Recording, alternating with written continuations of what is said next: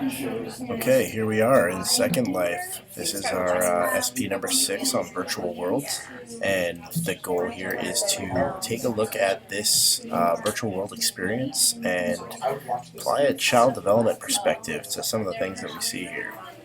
I'm not going to lie, I've already done some exploring prior to starting this, and so we are currently at what's called the International Spaceflight Museum. That after some tinkering around, I was able to kind of figure out some of these controls and you know, uh, whether or not a child would have been able to, depending on what the age, been able to figure out some of the controls and how to find an area like this would be kind of difficult, because I'm not going to lie, it's much easier to find some probably inappropriate areas in a virtual world environment such as this, because I really think it's more geared towards adults. However, it was free to download, and I was easily able to get on here and could easily access this as a minor under 18. I think they encourage you. I think had I put in my actual, if I was, let's say, 13 years old and put in my actual birth date, they probably wouldn't have let me on. I should have tested that, but I'm assuming, based on some of the things that I'm seeing here, that it's not meant for children. We have up here in the top adult destinations, which I could easily click on and take you to, but I'm not going to. But the point is, when I first clicked in, I did what's hot now destinations. First place I went to was one of these club venues, but then I got to this New Citizens Incorporated area.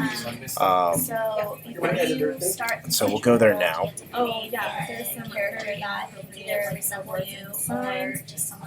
I wonder where they make up. Slightly disorienting, and there's now this music that's being played in the background, and I have no idea how to turn it off necessarily. But the point will be that we'll go over, and this was the wall that I was able to get to that is geared towards new players. Change our avatar at all, and this was how she was, just with really tight jeans, high heels. Sorry guys, I'm still working on the controls. Earlier, and so now she can explore the world in a bike, which we thought was really cool. As long as she could also explore the culture. So there's things here that obviously help you, like this is, user created. I was reading their little blurb that essentially said, oh yeah, I was over here. However, there are and it tells you things like, okay, I'm here now. What do I do? Why should I join the NCI? Which I found out is apparently a virtual nonprofit organization. Go figure. And it's a nonprofit group that consists of volunteers who are dedicated to helping new people get familiar with Second Life. But one of the things that's interesting is, even their description of Second Life was that, we should understand this environment as simply a world in which you can interact with other residents, based on the fact that, there's no quest, there's no objectives. But the thing is about these avatars is they are highly sexualized. So even if there's, natural learning context that can occur here, collaborative learning. I know there's some things, College of Scripting and Music and Science.